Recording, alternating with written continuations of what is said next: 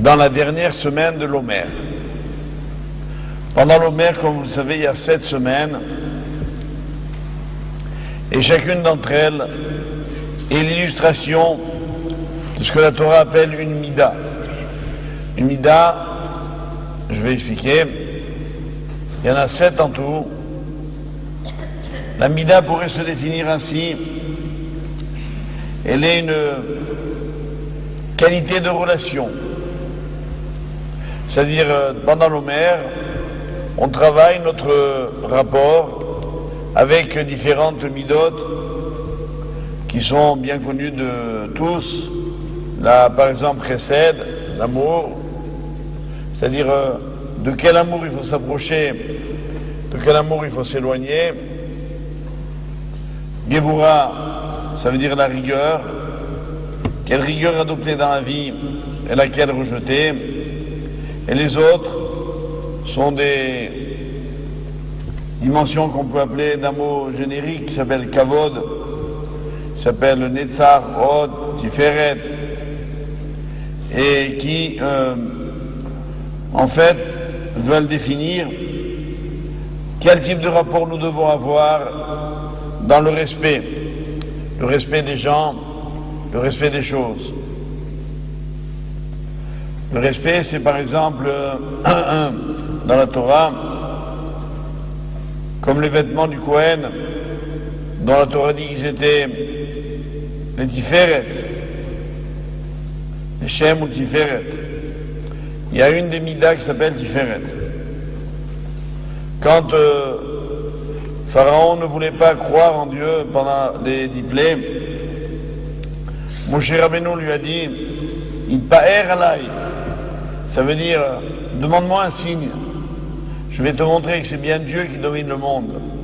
Quand veux-tu que la plaie, en l'occurrence c'était les Sephardim, les grenouilles, quand veux-tu qu'elle se retire ?» Et il lui dit « Demain ». Alors tu verras, demain, les grenouilles partiront. Et c'est ce qui s'est passé.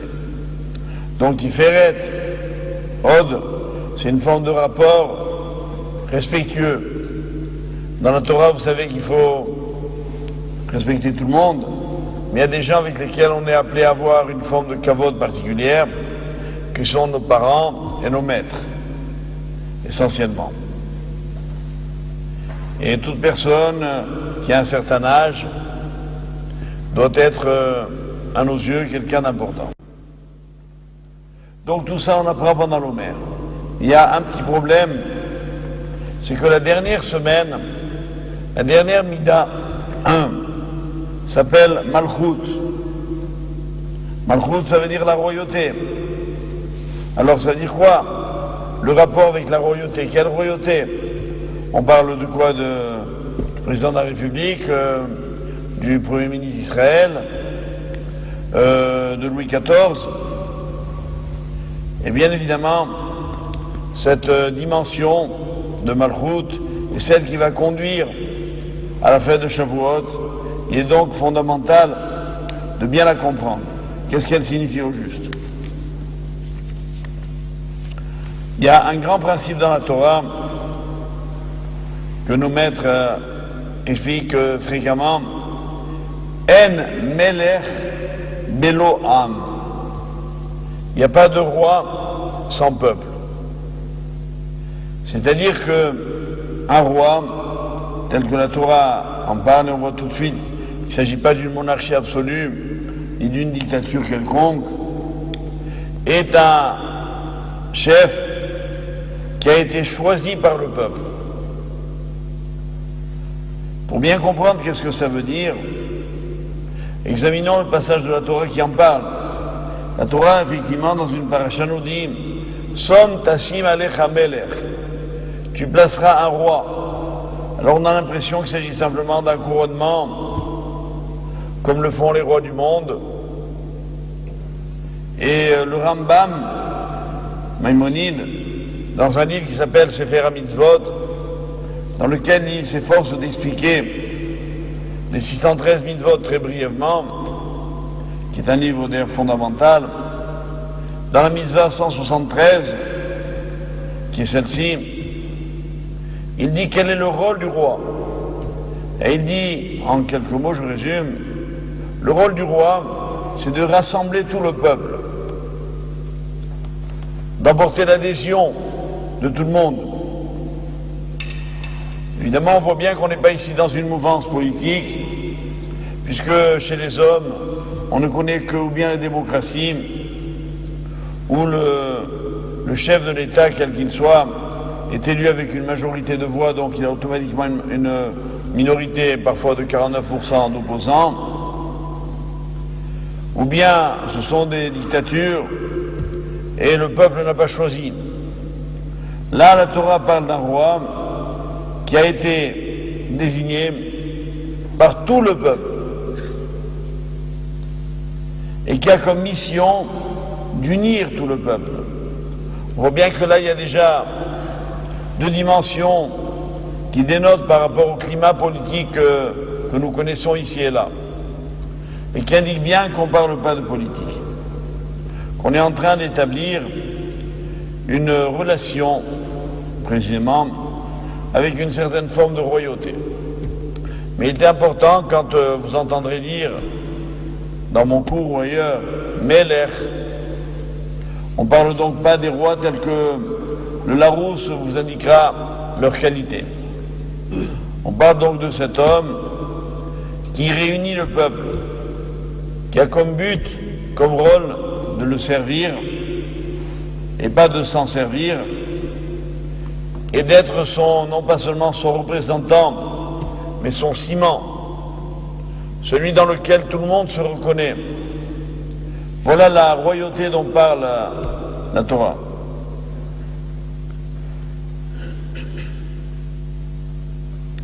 Il me faut à présent, pour comprendre ce qui va suivre, vous expliquer rapidement l'épisode de Bilham. Vous rappelez que dans la Torah, alors que le Béné Israël avançait dans le désert et s'approchait d'Israël, il y a eu un roi qui s'appelait Balak, qui redoutait l'approche des Béné Israël et qui, ayant entendu parler d'eux comme des gens redoutables, puisqu'ils étaient sortis d'Égypte et que depuis la traversée de la mer Rouge, tout le monde tremblait devant eux, il est allé chercher le prophète des nations, qui s'appelait Bilham. Et il l'a soudoyé et il lui a dit, viens maudire ce peuple. L'épisode est célèbre. Bilham essaye de bien se placer d'abord, il fait de nombreuses tentatives, et finalement, il daigne enfin parler. Et là, surprise, au lieu de malédiction, ce sont des bénédictions qui sortent de sa bouche. Et il va dire que de bonnes choses.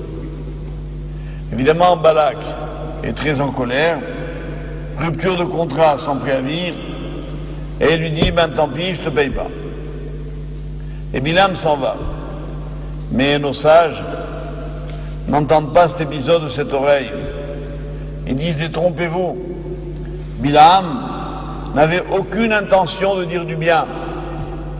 Et il pose dans la Gemara de Sanhedrin la question, ce qui compte, c'est ce qu'on dit ou ce qu'on pense. Quand vous parlez à quelqu'un et vous lui dites, comme tu es beau, et au fond de vous, vous dites qu'il est vilain. D'accord? Vous vous dites des belles choses et vous pensez le contraire. Est-ce que ça a une quelconque portée? Et les sages du Talmud disent pas du tout. Ce qui s'est réalisé, et ça c'est terrifiant, ce ne sont pas les paroles doucereuses de Bilham et ses prétendus berachot, mais toutes ont été transformées en klalot. Ça veut dire que finalement, Bilham a dit des bénédictions et toutes se sont transformées en malédictions. La Gemara dit toutefois, toutes sauf une. Une seule de ces phrases est restée une bénédiction. Il a dit en voyant Israël, Ma tovu oalecha Yaakov, mishkenotecha Israël. Quelles sont belles tes tentes, ô Jacob, et tes demeures, Israël. Et le Talmud dit que Bilham a dit cela parce qu'il a vu, par vision prophétique, que dans le futur, le peuple juif allait avoir des synagogues, Bate Genesiot et Bate Midrashot, et des lieux d'études. Et il a dit, comme elles sont belles, tes tentes, les synagogues, tes demeures, les lieux d'études. Et effectivement, la Gemara dans Sanhedrin dit, ces endroits-là sont restés pour le peuple d'Israël, retenez bien la leçon, le seul endroit de bénédiction. Dès que Israël, comprenez, le peuple, quitte la synagogue ou le Beth Midrash, la malédiction de Bilham l'attend en tournant. Et d'ailleurs, c'est ce qui va se passer de façon tragique.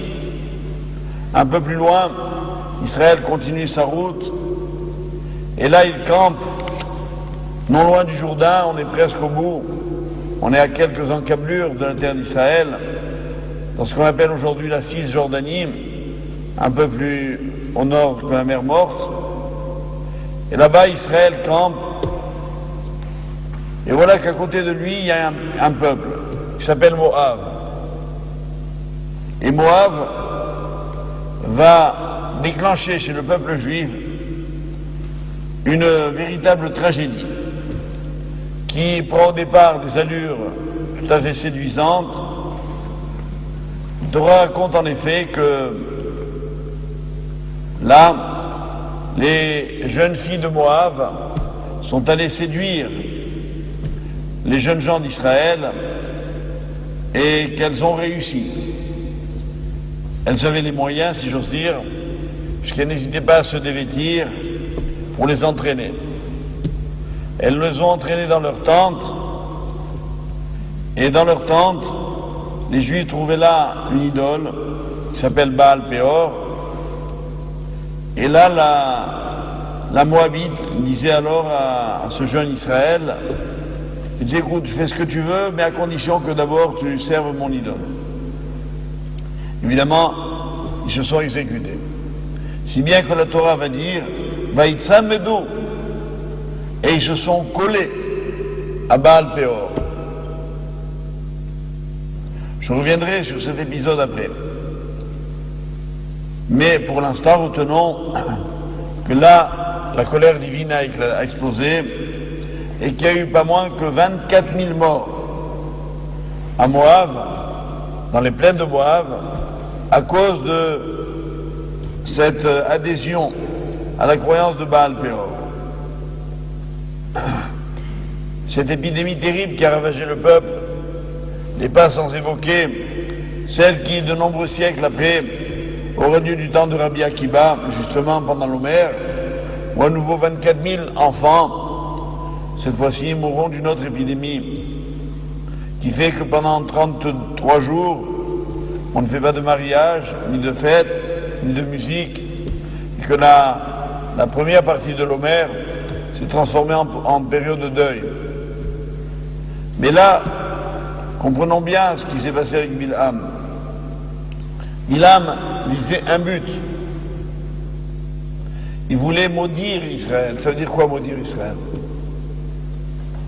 Ça veut dire qu'il voulait empêcher le peuple juif d'arriver à son but. Dieu visait pour Israël un destin glorieux, j'y reviens. Et Bilham voulait à tout prix l'en empêcher. Quel est le moyen le plus sûr? Faire la guerre, ils sont trop forts. La politique, ils sont plus rusés que nous. Alors ils ont choisi le vice, et ça a marché. Et ce vice, la gravité, c'est qu'il a débouché sur l'idolâtrie, je vous répète, sur laquelle je reviendrai dans un petit instant, pour que nous comprenions bien le développement de l'idée.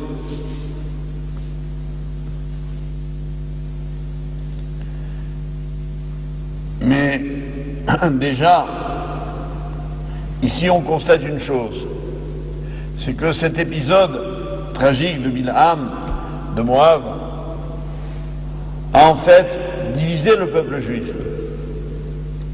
Il a eu sur Israël un impact désastreux. Et cette attitude, elle va être notre talon d'Achille pendant toute l'histoire.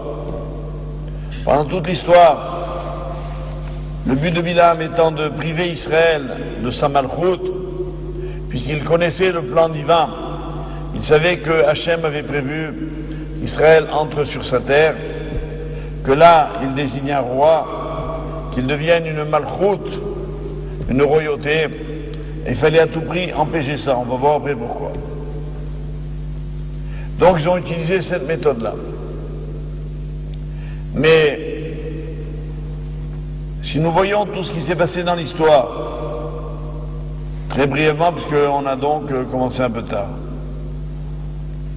on voit que lorsque Aman va parler à Assuérus des Juifs, il va les présenter comment?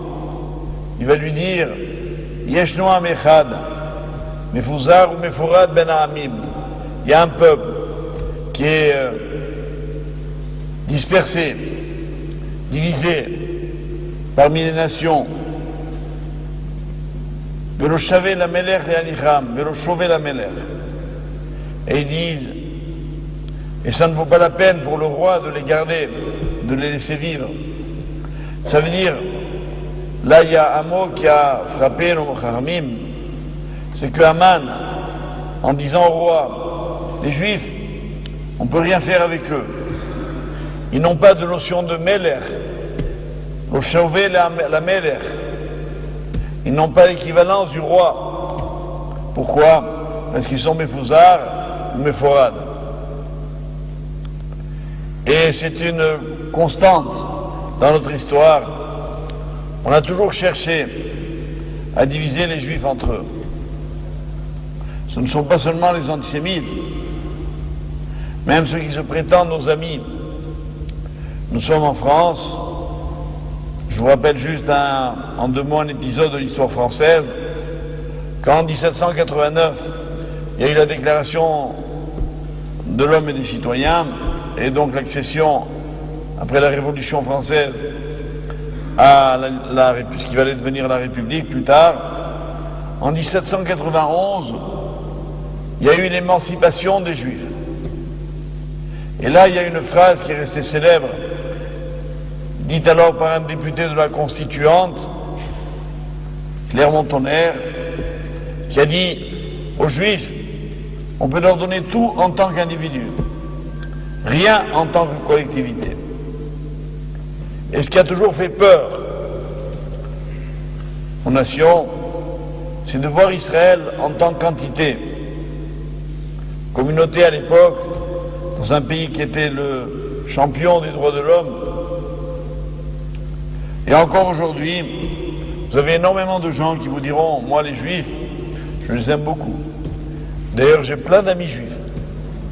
Maintenant, Israël, c'est un autre problème. Pourquoi? Il n'y a que des Juifs. Si vous les aimez, aimez-les tous? Non. Je les aime un à un. Pas tous à la fois. Mais pourquoi? C'est une vraie question. Moi, je me souviens une chose. À l'époque, je n'étais pas, on va dire, assez exercé, mais déjà j'avais une petite intuition. Je me souviens, quand j'étais élu grand maire de France, évidemment, il y a énormément de médias qui m'ont interviewé. Et je me souviens, il y a une question qui revenait sans arrêt. Vous êtes Ashkenaz ou Séfarade? On me demandait. Pourquoi vous riez? Et alors, il me demandait pourquoi il me posait cette question, journaliste. Parce que juste avant moi, il y avait eu un gros problème avec mon prédécesseur. Et plus ou moins la communauté avait vécu une période difficile sur cette question. Et moi, je leur disais, je répondais aux journalistes, c'est un problème dépassé. Aujourd'hui, il n'y a plus de Sfarad Ashkenaz. Du moins, moi, je voulais dire comme eux, ils l'entendent.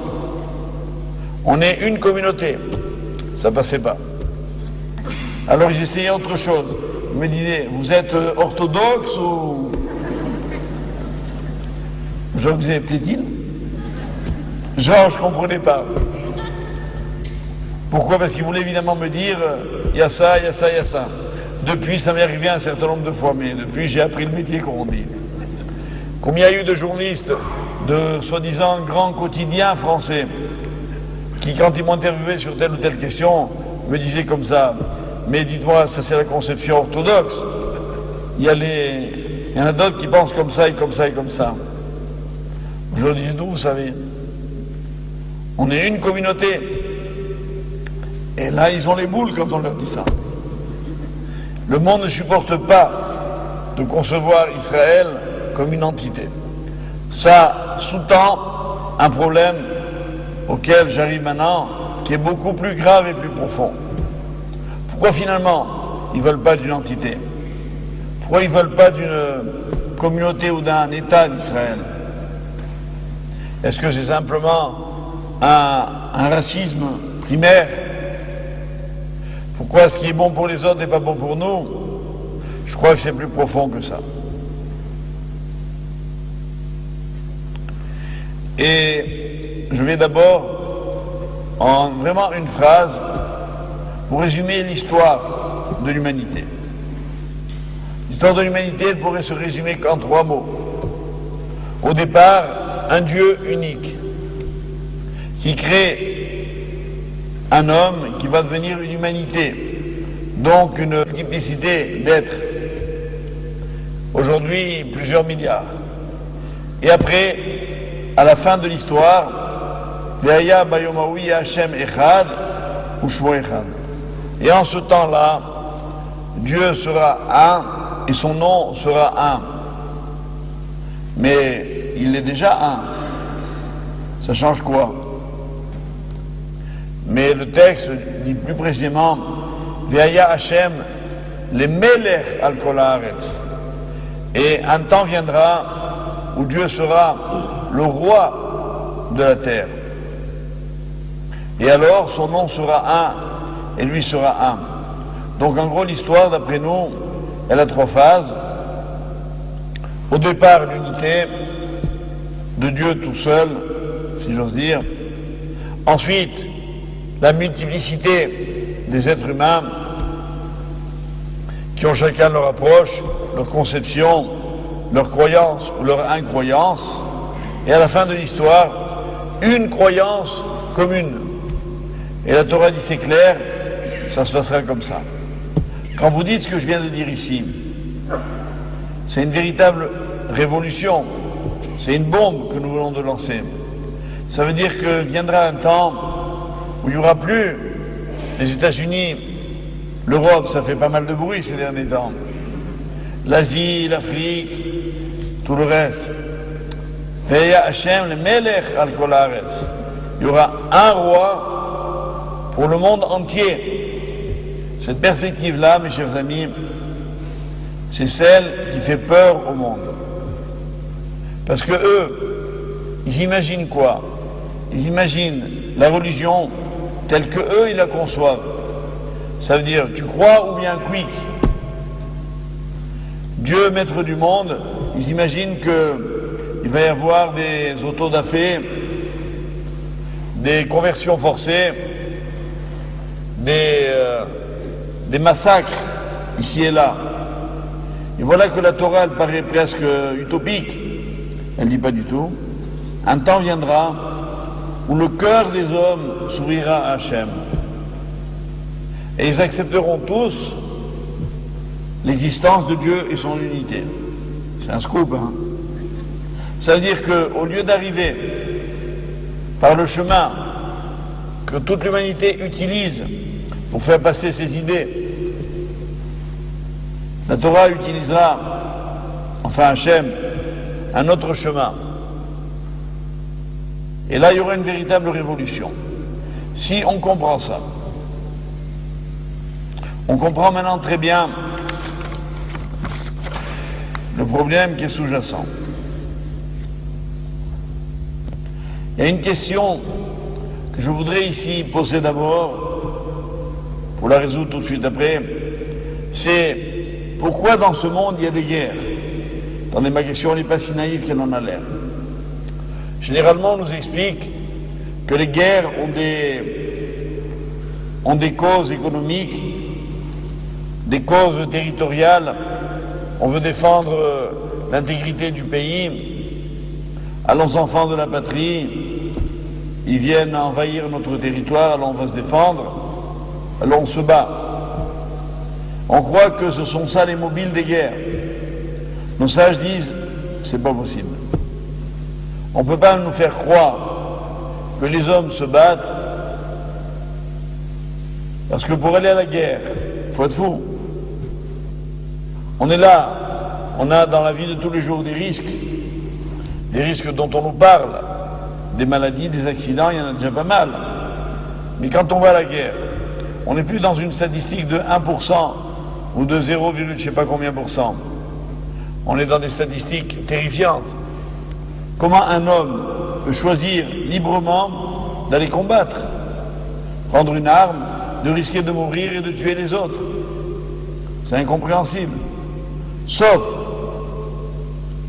si on arrive à dire qu'il lutte pour sa survie.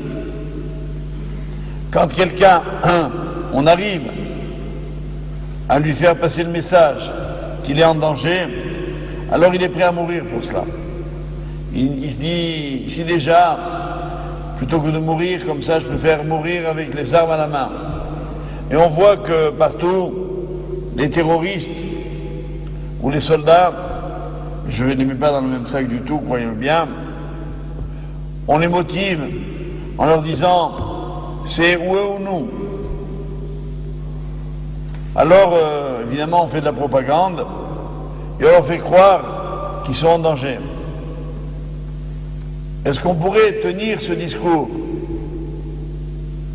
pour expliquer toutes les guerres du monde? Je vous réponds oui, avec évidemment le mensonge et la démagogie. On a fait croire à des peuples entiers qu'ils étaient menacés. Alors on est allé un peu partout, je ne citerai aucun pays parce qu'ils sont tous les mêmes. On est allé chercher les paysans dans leur campagne ou les citadins dans leur ville, et on leur a dit, venez rejoindre le front, on est en danger. Et moi j'ajoute, Zama. Et effectivement, le danger, il n'y en avait pas toujours, mais on a toujours su brandir la menace, le spectre du danger pour motiver les soldats. Maintenant, ça c'est ce que je disais en tant qu'homme. Maintenant, je voudrais vous parler en tant que juif. On a un derech, un chemin dans la Torah quand on réfléchit sur une question. On ouvre les livres et on regarde ce que la Torah dit. Or, la Torah, elle décrit la première guerre de l'humanité. C'était du temps d'Abraham. C'était avec les rois de la vallée de Sodome. Et là-bas, la Torah décrit dans le détail dans la paracha de Lech Lecha, vous lirez le chapitre 13, notamment de Bereshit. Et là-bas, on nous raconte qu'il y avait là-bas des rois qui se battaient entre eux, puis que les gagnants, les vainqueurs d'une des guerres, sont allés capturer Lot. Et Abraham a voulu libérer Lot. Il leur a fait la guerre et il a gagné. Mais il n'a pris aucune part du butin et tout le monde l'a reconnu comme le prince de cette région du monde. Mais nos Haramim disent quelle était la vraie motivation de cette première guerre de l'humanité? Capturer Lot. Quel enjeu? Qui était Lot? Le neveu d'Abraham. Et alors, il était riche, il avait des terres, il avait du bétail. Rien de tout ça. Lot, quand on ouvre la paracha de Lot, qu'est-ce qu'on découvre? On découvre qu'il habitait Sodome et que Hachem l'a pris en pitié, raconte la Torah, et il l'a fait sortir de Sodome. Il s'est réfugié sur une colline au-dessus de la vallée. Et puis Hachem a réduit la vallée de Sodome en cendres. Un feu terrible a consumé toute la ville et ses habitants. Et Lot s'est trouvé tout seul dans une grotte avec ses 2 filles. Et là donc, les deux filles ont entraîné leur père dans un inceste, duquel vont naître deux nations, Ammon et Moab. Nos Haramim disent, et c'est le mot notamment du Gaon de Vilna, que Moab va incarner dans l'histoire le peuple le plus immoral que l'histoire n'ait jamais porté. Déjà son nom, Moab, ça veut dire Méhav, ça veut dire que non seulement ce peuple était le fruit d'une union incestueuse, mais il ne s'en cachait pas. Ça veut dire que c'était un peuple perverti, dévoyé, et qui avait en plus le front, de le dire. De dire oui, je m'appelle Moab. Et le Gaon de Vilna dit que Moab, en additionnant les lettres, même Vav, Aleph, Bet, ça fait 49. 49, et Moab incarne les 49 Sha'arei Touma. C'est-à-dire que toutes les avérotes qu'on peut imaginer, l'idolâtrie, l'inceste, le crime, le vol, tout ce qu'on veut, Moab le faisait. Et il s'en cachait pas. Souvenez-vous que j'ai dit tout à l'heure que ce qui va faire trébucher les béné Israël, c'est les filles de Moab, dans les plaines de Moab. Coïncidence étrange. Mais j'y reviens, je dis tout de suite. D'abord, comprenons bien l'épisode de Lot. Les nations, donc, se sont battues pour aller attraper Lot. Pourquoi? En fait, pour le tuer. Et pourquoi? Pour empêcher la naissance incestueuse, certes, de Moab. Pourquoi? Ça aurait peut-être été très bien. Si Moab n'était pas né, ça aurait fait un rachat de moins. Ah, c'est là que l'histoire, elle prend des chemins ténébreux, insoupçonnés, mais guidés par la Providence. Moab, effectivement, beaucoup plus tard, bien, il va y avoir un roi qui va s'appeler Eglon. Et ce roi Eglon va avoir une fille qui va s'appeler Ruth. Ruth la Moabite. Elle vient de ce peuple. Qui est Ruth? Je voudrais après conclure par elle. Elle est celle qui a, dans Moab, a pris toute la Touma de Moab et l'a transformée en Kedusha. L'a transformée en bien, en pureté, en sainteté. Peut-être justement parce qu'elle était au fond du trou de cette peuplade perverse qu'elle a eu la force de s'élever pour arriver très haut. Mais d'abord, revenons maintenant à cet épisode. Puis après, on terminera par la guerre d'Abraham. L'épisode en question des filles de Lot de Moab. Donc les filles de Lot donneront naissance à Moab. Moab qui sera le peuple qui donnera un jour naissance à Ruth. Et donc, que voulaient les rois en capturant Lot? C'est empêcher à terme la naissance de Ruth. Non pas la venue au monde de Moab, peuple immoral et pervers, mais dans cette perversion, plus tard, la naissance de Ruth. Et Ruth, on le sait, c'est vers la fin du livre de Ruth, donnera naissance à David. Et David, il donnera naissance au Mashiach. Ah, le mot est lâché. Quelle était la raison, la motivation de la première guerre de l'humanité? Capturer celui qui, malgré lui, allait ultérieurement donner naissance au Mashiach. Empêcher donc la venue du Mashiach. Mais revenons, avant justement de bien comprendre cet épisode pour terminer, sur ce qui s'est passé dans les plaines de Moab.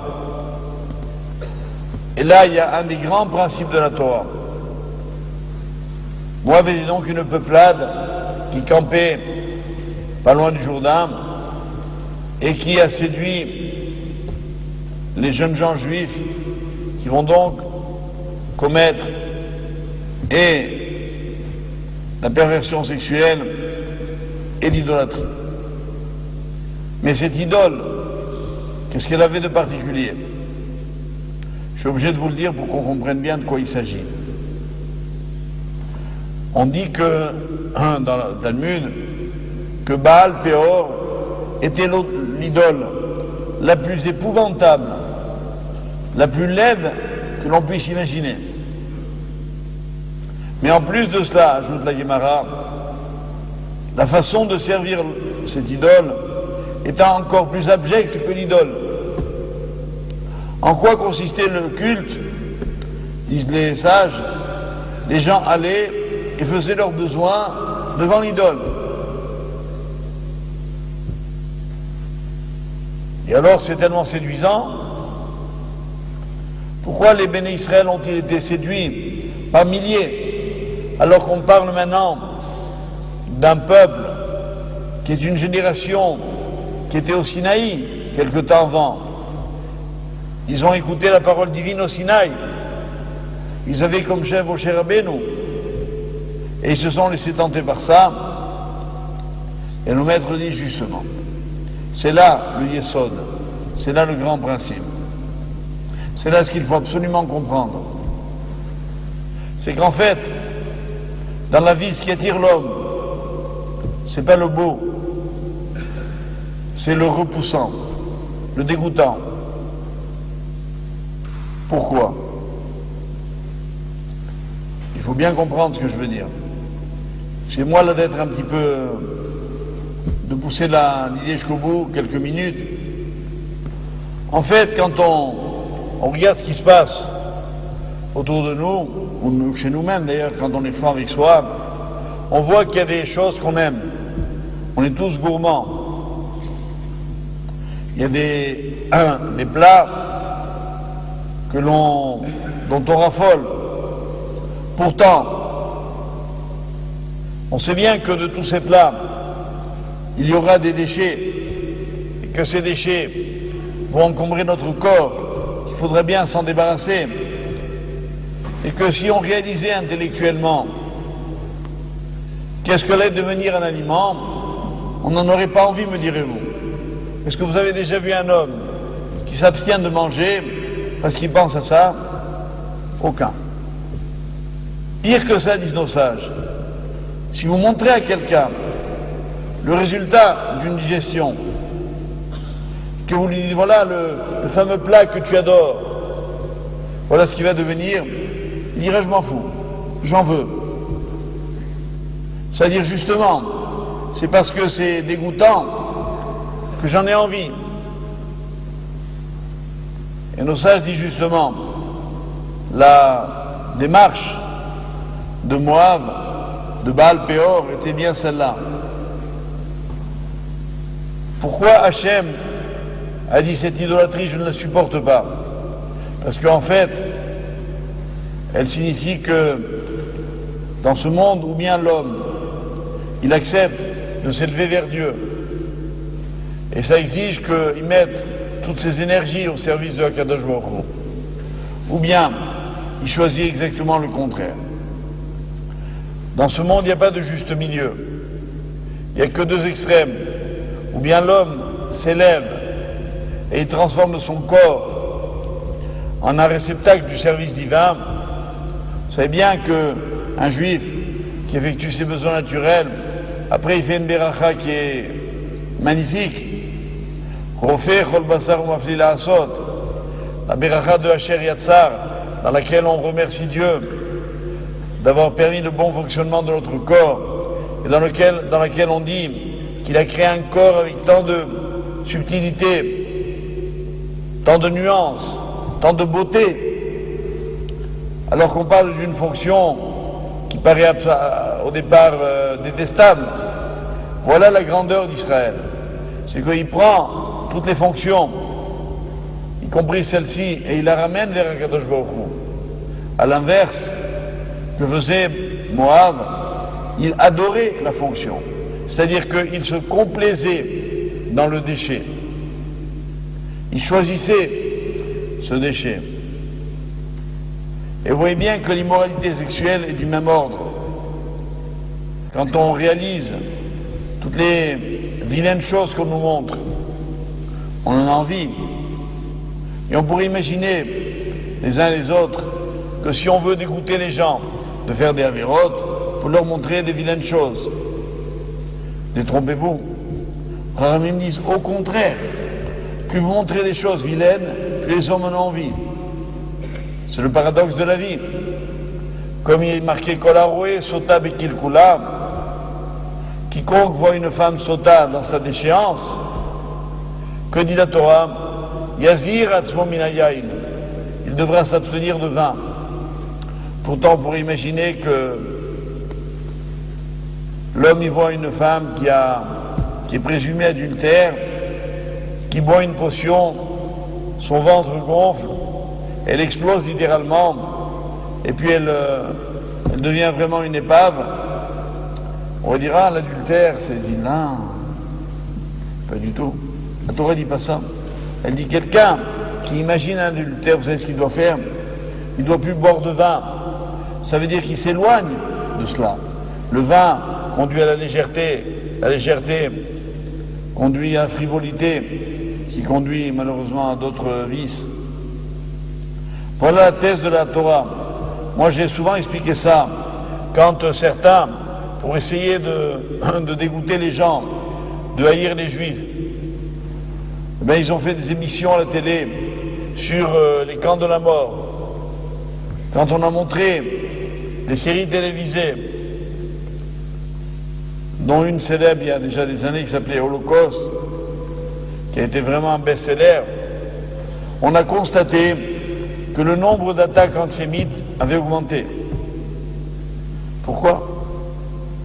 Je me souviens, il y avait un jeune qui avait frappé des jeunes juifs qui avaient été arrêtés. On lui a demandé pourquoi tu avais ça. Il a dit, j'ai vu la série télévisée et ça m'a donné des idées. Quand vous montrez les images de la déportation, vous croyez que les antisémites, ils disent, ah c'est pas bien. Ou que les gens, antisémites ou pas, vont être dégoûtés de l'antisémitisme, pas du tout. Ça va leur donner des idées. Comme diront certains, pourquoi ils ne sont pas tous morts? Par contre, que dit la Torah? Parce que quand on voit quelque chose d'horrible, de malsain, de pervers, d'immoral, qu'est-ce qu'il faut faire? Il faut créer dans sa vie les moyens de ne pas y arriver. Pour la sautage, j'ai donné l'exemple qui est de la halakha. On ne boit pas de vin à l'excès. Pour éviter cette frivolité, on évite les conversations futiles avec les dames, entre les dames et les messieurs, etc. Pourquoi? Parce que la Torah, en amont de ce qui peut arriver, elle gère une situation. Elle sait bien que ce n'est pas de montrer aux gens des choses dégoûtantes qui va les dégoûter. Ainsi est la nature humaine. La grandeur de la Torah, c'est de le savoir. Je voudrais enfin, mes chers amis, vous expliquer pour terminer où nous arrivons là. J'ai dit tout à l'heure, très rapidement, quelle était la motivation de la guerre des nations, enfin des rois contre Abraham. C'était Lot, qui désignait par là la venue du Mashiach. Mais revenons une minute sur cette venue. Finalement, Ruth est donc une femme qui va venir de la peuplade la plus immorale. Pourquoi? Revenez au début de mon shiur. On a dit qui est le roi? C'est celui qui réunit tout le peuple, celui dans lequel le peuple se reconnaît. Toute l'histoire juive, elle tend vers un but, qu'un jour, il y a un roi qui s'appelle Akadosh Baruch Hu, dans lequel tout le monde se reconnaîtra. J'ai bien dit tout le monde. Et les Réchaïm, les pervers, les méchants, ils diront, et nous? On leur dira quoi? Vous êtes pire que Ruth? Vous savez d'où elle vient? Elle vient d'une nation exécrable, Et pourtant, elle a choisi d'y venir. Et elle s'y retrouve. Le fait que Ruth vienne de Moab, donc à l'origine d'une union incestueuse, puis d'un peuple délabré au plan moral, c'est pour nous indiquer que la venue du Mashiach passe par toutes ces récupérations de toutes les possibilités d'être homme, même d'être un anti-homme. Ainsi en sera-t-il du roi David, beaucoup plus tard, qui descendra de David, de Ruth, lorsque Samuel le choisira comme roi et que Dieu l'aspirera, il décrira David en 2 mots. Il dira Admoni, Im Yefe Enaim. Il était rouquin, avec des beaux yeux.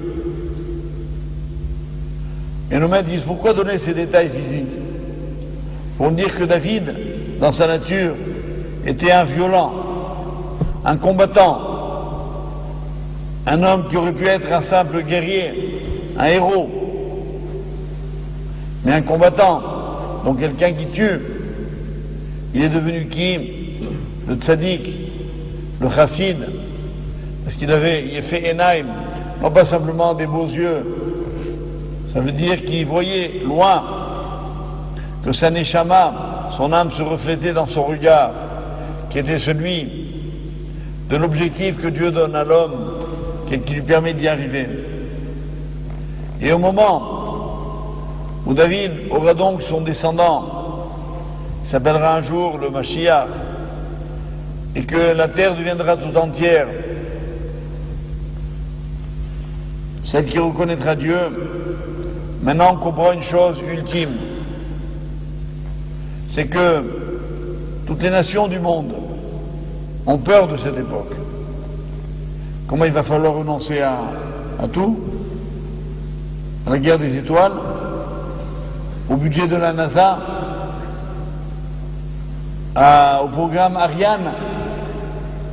Ben ouais. Allez convaincre les hommes politiques, vous n'y arriverez pas. Tout le monde a peur.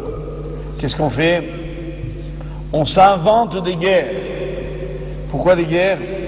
Pour cacher ce dont on a peur.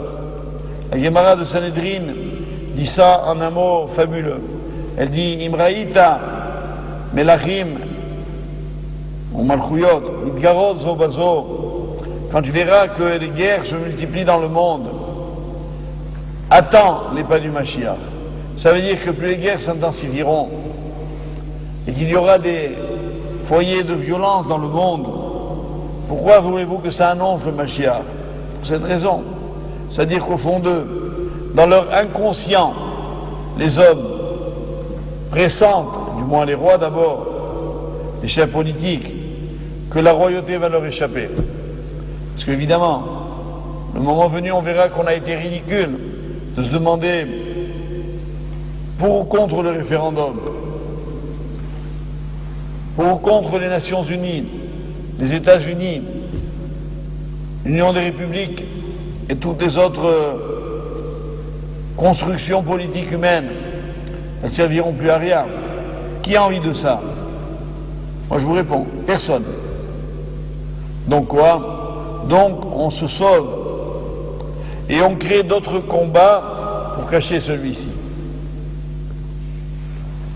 Et au fond de lui, ce n'est plus là, si je me suis bien fait comprendre, de la propagande politique pour faire croire aux jeunes que leurs vies sont menacées et pour qu'ils aillent à la guerre, parce qu'au fond de l'homme, il y a déjà ce sentiment. Ils disent quoi?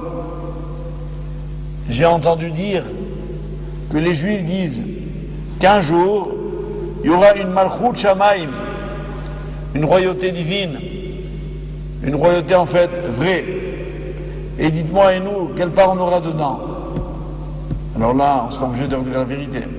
Pas grand-chose. Alors quoi? Ben, on n'est pas d'accord. On n'est pas d'accord. Vous voyez ce qui se passe, sans parler de politique. Mais quand les États-Unis sont engagés en Irak, c'était pourtant très dur. Le président avait annoncé qu'il y aurait beaucoup de morts, que ça coûterait beaucoup d'argent, et que ce serait pour l'hégémonie de l'Amérique. Tout le monde était d'accord. Si demain il leur dit, écoutez, maintenant nous allons mettre, plus que pour envoyer des hommes sur la Lune et une station orbitale ou bien un campement lunaire, on va débloquer 16 milliards de dollars pour la venue du Mashiach. Il n'y aura personne. Imaginez un peu si le programme politique des nations s'accordait pour permettre à la royauté divine d'être. Ce serait une révolution. Je m'empresse de vous dire, elle n'aura pas lieu. Et j'ajoute, surtout, on n'en a pas besoin. Parce qu'on n'aura pas besoin de ces grands moyens, de ces grands médias, de ces grands combats. C'est Hachem qui ouvrira le cœur de l'homme et qui lui fera comprendre que tout ça c'était du cinéma, qu'il s'est trompé. Mais l'homme a du mal à accepter ça. Alors voilà pourquoi en attendant, ils se battent. D'où toutes les guerres et tous les malheurs. Mais nous, maintenant on est à Shavuot moins J moins combien 6. Qu'est-ce qui va se passer alors? En fait, on va célébrer un double événement. On va célébrer le don de la Torah au Sinaï, dans lequel Hachem a annoncé d'abord, il a dit Vitemni, Mamlechet Kohanim, les Goy Kadosh.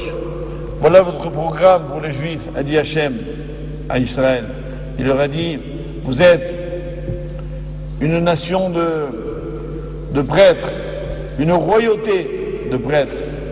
C'est-à-dire un prêtre, c'est pas quelqu'un qui a une hégémonie politique, c'est pas quelqu'un qui est riche, puissant, qui a une armée, c'est quelqu'un qui aide l'homme à servir Dieu. Voilà ce que sont tous les Juifs. Des gens qui se battent pour Akadosh Baruch Hu. Et comment ça s'est passé? Au pied du Sinaï, il y a marqué Vaïchan Sham Israël Negedahar. Le peuple campa au singulier. Le Talmud dit Keish Echad, Belev Echad, comme un seul homme, avec un même cœur. Donc le Sinaï célèbre la proclamation de Hachem en tant que roi, mais pas encore de toute la terre, le roi d'Israël. Israël campe autour de Dieu. Il est son peuple. Celui qui déjà, il y a 3300 ans, l'a reconnu. Et on a donc tout simplement un peu d'avance sur le monde. Mais un jour, ils vont tous le reconnaître. Vous allez voir. Ça va être la foule. Je ne sais pas où on va faire les cours d'ailleurs. Bercy ne suffira pas, je vous le dis tout de suite. Ça se passera. Vous avez l'impression quand il sait que je rigole, je suis comme ça un rêveur, pas du tout. La Torah le dit. Simplement, ils ne veulent pas. Alors en attendant, qu'est-ce qu'on fait? Nous, on profite. On prend un peu d'avance, on approfondit, et on prie pour que ça vienne vite et sans douleur. Et dans la mesure où justement, on célèbre Shavuot, qui est l'événement qui a vu non seulement Israël recevoir la Torah, mais d'après la tradition, la naissance de David Amelech et la mort de David Amelech. Parce que Dieu donne aux tzadikim leur jour entier, 70 ans, jour pour jour, car il a reçu sa vie comme un cadeau que Adam Arishon lui avait donné. Donc il n'avait pas les moyens de discuter un jour. Quand est arrivé le jour, il est arrivé. Et c'était un Shabbat. Il a demandé à Hachem, il dit la Gemara de Shabbat, il a demandé, fais-moi connaître quand je vais mourir. Et Hachem lui a dit, tu mourras Shabbat. Et David dit, tu ne pourrais pas me faire mourir samedi soir? Hachem lui a dit non, parce que déjà ta royauté sera terminée. Alors fais-moi mourir vendredi. Et Hachem lui a dit non, elle ne sera pas encore terminée. Ça veut dire juste à l'heure. Comme d'ailleurs toutes les morts, elles viennent à l'heure. On n'a pas de souci à se faire. Ça ne nous appartient pas. C'est géré par Kadosh Baruch Hu. Il faut être serein quand on sait ça. Et David Amelech, son événement c'est Shavuot. Mais on lit justement à l'occasion de Shavuot et les 10 commandements qui célèbrent la première royauté, celle qu'Israël a comprise. Et on lit également la Megillat Ruth qui célèbre la deuxième royauté, celle que seule une a comprise pour l'instant, qui s'appelle Ruth. Et Ruth, le Gaon fait remarquer, quand vous ajoutez les lettres, Resh, c'est 200, Vav, c'est 6, Tav, c'est 400, ça fait 606. 606, c'est le nombre de mitzvot que Ruth a pris sur elle, car avant d'être ce qu'elle est devenue, elle était, comme toutes les nations du monde, ben noir, bat noir. Donc elle avait 7 mitzvot. 606 plus 7, ça fait 613.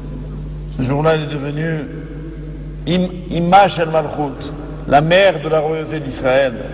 Alors je voudrais souhaiter, Besrat Hashem, d'abord à chacun d'entre nous, de passer les fêtes de Shavuot dans la Kedusha, et forcez-vous de venir à la synagogue. Les messieurs sont invités à étudier toute la nuit s'ils le peuvent. Nous organisons une veillée. Maggie, il y a quelque chose à dire pour Shavuot? Tu peux me dire? Envoie-moi un SMS. Donc il y aura une possibilité, on va vous l'annoncer après, pour ceux qui veulent passer Shavuot avec nous, de nous rejoindre. Voilà, on va aller prendre le message. Et en tout cas, là où vous serez, je vous recommande vivement de le faire dans la sainteté, en vous préparant bien, en étudiant le maximum, en vivant ces fêtes dans la joie, en vous rappelant de ces événements grandioses, et en vous rappelant surtout qu'ils ne sont que les prémices d'un événement super grandiose, qui était l'objet du cours de ce soir, Ve'ya Hashem, le Melech al Kol Haaretz. Et un jour viendra où Dieu sera le roi de toute la terre, Vayomahu Hashem Echad Ushmo Echad, et alors son nom sera grand, un, et lui sera un et reconnu par tout le monde. Nous avons donc, ce soir, en entrant dans cette dernière semaine, déjà senti le parfum de cette Malchut, Shamaim, qui fait donc que ce n'est pas une Mida comme les autres, c'est une façon de nous rappeler vers où nous allons et comment nous allons y aller. Alors, ceux d'entre vous qui souhaitent nous rejoindre pour Shavuot, appelez Aleph au 47 01 47 45 51 47. Voilà, il y a des possibilités. Alors c'est quoi en fait ce qui se passe? Il y a des possibilités de louer dans la proximité des chambres d'hôtel pas chères et de s'associer en s'inscrivant, évidemment c'est indispensable, à des repas qui seront organisés. Et il y aura une veillée, que, avec l'aide de Dieu j'espère faire moi-même, le dimanche soir prochain, donc de 1h du matin à 5h et quelques du matin, suivi de l'office, lecture des 10 commandements et toute la célébration de Shavuot. C'est ça. Maintenant, je voudrais vous dire une dernière chose avant qu'on se quitte, à part vous renouveler mes excuses. J'ai fait au mieux pour ne pas trop durer.